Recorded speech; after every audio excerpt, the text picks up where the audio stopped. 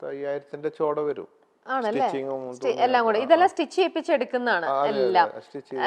അതെ മീൻ ഓക്കെ. അപ്പൊ ഇതില്ലേ ഈ സൈഡിൽ ഇവിടെ പ്രിന്റിലുണ്ടല്ലോ, അതാ മറ്റേ ഗിന്നസ് റെക്കോർഡ് കിട്ടിയ മാരത്തൺ പോയതിന്റെ അല്ലേ? പക്ഷെ നേരത്തെ വന്നപ്പോഴും റെക്കോർഡാണ്, മറ്റേത് world piece Guinness record, Maradona കൂടെയുള്ള ഫോട്ടോ. അപ്പൊ ഇത് പണ്ട് നേരത്തെ ഇതേപോലെ വൈറ്റ് മുണ്ടിൽ ഇങ്ങനെ ഒരു റൈറ്റിംഗ് ഉണ്ടായിരുന്നില്ലല്ലോ. ഇല്ലായിരുന്നു. ഇതിപ്പോ ഞങ്ങള് ഇവിടെ ഇപ്പൊ കുറച്ച് ഡിസൈൻ ചെയ്ത് ഞങ്ങൾക്ക് ഒരു ഗാർമെന്റ് ഫാക്ടറി ഉണ്ട് തിരുപ്പൂര്. അപ്പൊ അവിടെ പല സാധനങ്ങളും ഉണ്ട്, എക്സ്പോർട്ട് ചെയ്യുന്നുണ്ട്, പലതും ഫിജി കാർഡിലേക്ക് ഉണ്ടാക്കുന്നുണ്ട്. അപ്പൊ അവിടേക്കൊക്കെ വേണ്ടിയിട്ട് ഇനിയിപ്പോ ഇത് കുറെ പേര് ഇത് ആവശ്യപ്പെടുന്നുണ്ട് ഇങ്ങനത്തെ മുണ്ട്. അപ്പൊ അതിനുവേണ്ടി അവിടെ ഉണ്ടാക്കാൻ വേണ്ടിയിട്ടുള്ള സാമ്പിൾസ് ചെയ്യിച്ചിട്ടുള്ളതാണ്. അപ്പൊ ഇതിപ്പോ ചെയ്തതാണോ ഈ ഒരു റൈറ്റിംഗോട്? കുറച്ചായിട്ടുള്ളൂ ഇപ്പൊ. ഓക്കെ. മറഡോണ കണ്ടോ ഇപ്പൊ ഇങ്ങനെ ഒരു സാധനം മുണ്ടിൽ ഇങ്ങനെ ചെയ്തതും ഈ ഒരു ഡിസൈൻ? അതേയുള്ള സമയത്തില്ല, ആ സമയത്ത് പ്ലെയിനാ. നിങ്ങൾ തമ്മിലുള്ള ഫ്രണ്ട്ഷിപ്പ് എന്ന് പറയുമ്പോൾ നിങ്ങൾ ഒരുമിച്ചുള്ള കുറെ ഫോട്ടോസും കുറെ കാര്യങ്ങളും ഇതെല്ലാം അന്ന് പബ്ലിഷ് ചെയ്യുന്നുണ്ടായിരുന്നല്ലോ. അപ്പൊ ഇങ്ങനത്തെ ഒരു യുണീക്ക് ഒരു ഐഡിയ ഞാൻ ചെയ്യുന്നതില് അങ്ങനെ ഒരു അങ്ങനെ എനിക്ക് ഫുൾ ഫ്രീഡം തന്നുണ്ട്, വളരെ ക്ലോസ് ആണ്. അപ്പൊ ഞാൻ പലതും ചെയ്യാറുണ്ട്. അങ്ങനെ അയച്ചു കൊടുക്കും സോഷ്യൽ മീഡിയയിൽ. അപ്പോൾ ആളിങ്ങനെ സൈനൊക്കെ ഇട്ടിട്ട് അയക്കും. വളരെ നല്ല ക്ലോസ്. കാരണം ഒരുപാട് നിങ്ങൾ ഒരുമിച്ചുള്ള ഫോട്ടോസ് ഒക്കെ എല്ലാത്തിലും തന്നെ യൂസ് ചെയ്യുന്നുണ്ടല്ലോ, അതുകൊണ്ട് തന്നെ ഇത് ഓക്കെ. ഇനിയിപ്പം ഇപ്പൊ ഈ ഹെഡ് ബാൻഡ് വെച്ചിരിക്കുന്നതിന്റെ ഇതോ ബോച്ചെ എന്നും പറഞ്ഞിട്ട് ഇത് ഈ യാചകയാത്ര തുടങ്ങിയപ്പോ ഈ മുടി ഇങ്ങനെ പാറ് ഒരു മുഖത്തേക്കൊക്കെ വരുമല്ലോ, അപ്പൊ ബുദ്ധിമുട്ടാ. അപ്പൊ ഞാന് ഈ ബാൻഡും പിന്നെ ഇവിടെ ഇതും. അതെന്താ അത് ഈ മുടി വെക്കുന്നത് കണ്ടിട്ടില്ലേ? ബിഗ് അല്ല, ഈ എന്താ ഹെയർ ബാൻഡ് ആണോ? Hair band.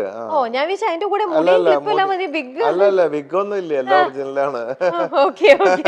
മുടി ഇനിയും വളരണമെങ്കിൽ ഈ ബോച്ച ഹെയർ ഓയിൽ തേച്ചാൽ മതി. പുതിയ സാധനം ഇറങ്ങുന്നുണ്ട്, പുതിയതായിട്ട് മാർക്കറ്റിലേക്ക് വരാൻ പോകുന്നു. ഹെയർ സീക്രട്ട് എന്ന് പറഞ്ഞിട്ട് ഇറങ്ങുന്നുണ്ട്.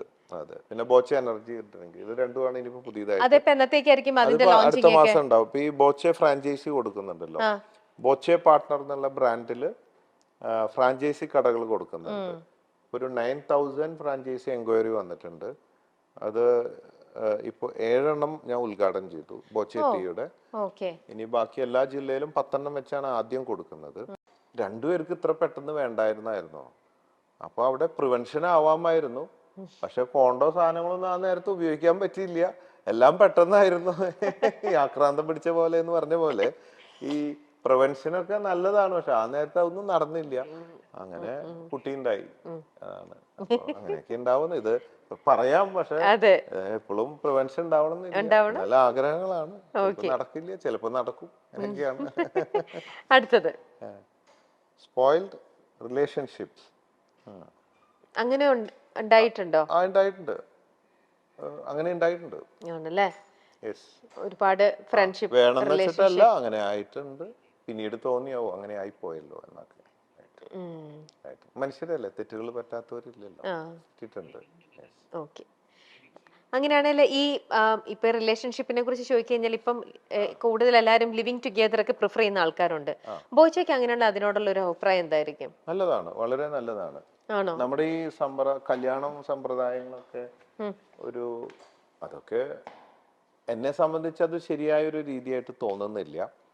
പിന്നെ സൊസൈറ്റിയാണ്, മതങ്ങളും കാര്യങ്ങളും അവരവരുടെ കൾച്ചറുണ്ട്, അവരവരുടെ കംഫർട്ട്. സൊസൈറ്റി അവരുടെ ജീവിതത്തിന് തെറ്റൊന്നുമില്ല, അവരവരുടെ ഇഷ്ടത്തിനനുസരിച്ച്. പക്ഷെ അതൊക്കെ മേലെ നമ്മൾ അതൊക്കെ വിട്ടിട്ട് ചിന്തിക്കുകയാണെങ്കിൽ ഈ കല്യാണം കഴിച്ച് ജീവിക്കുമ്പോൾ നമുക്കൊരു ലൈസൻസ് കിട്ടിയ പോലെയാണ്. ഇത് നമ്മുടെ ആയി, നമുക്ക് ലൈസൻസായി. അടിമ എന്നർത്ഥമില്ല, എങ്കിലും എന്തൊക്കെ പറഞ്ഞാലും ആണും പെണ്ണും സമത്വം എന്നൊക്കെ പറഞ്ഞാലും അക്കാര്യത്തിൽ ആണുങ്ങളോട് ഒരു വ്യത്യസ്ത അഭിപ്രായമാണ് എനിക്കുള്ളത്. പെണ്ണുങ്ങളെ അവരുടെ താഴെ തന്നെയാണ് നിർത്തി, എല്ലാവരും അല്ലെങ്കിലും 99% അതൊക്കെ തന്നെയാണ്. അതായത് ഇപ്പൊ നമ്മള് ഒരു കാപ്പി ഉണ്ടാക്കി കൊണ്ടടി എന്ന് പറയും, ഭാര്യ ഒരു കാപ്പി ഉണ്ടാക്കി കൊണ്ടുവരാ എന്ന് പറയല് കുറവായിരിക്കും. അങ്ങനെ പറഞ്ഞാലത്തെ അവസ്ഥ സ്നേഹത്തിൽ പറഞ്ഞിട്ട് കൊടുക്കും എന്നും പറയാൻ പറ്റുമോ? അപ്പൊ എന്ന് പറഞ്ഞ പോലെ ഓരോ ഭാഗത്തും അത് ഞാൻ തർക്കിക്കുമ്പോ ഞാൻ ജയിക്കാൻ വേണ്ടിയിട്ട് ഭാര്യയോട് പറയും, അത് ആണിന്റെ താഴെ തന്നെയാണ് പെണ്ണ്, കെടുക്കുമ്പോഴും നീ അടിയിൽ തന്നെയല്ലേ എന്ന് ചോദിക്കും. അതുകൊണ്ട് ആണിന്റെ താഴെയാണ് പെണ്ണ് എന്നൊക്കെ പറയും നമ്മൾ ജയിക്കാൻ വേണ്ടി. പക്ഷെ ആത്മാർത്ഥമായിട്ട് ചിന്തിക്കുമ്പോൾ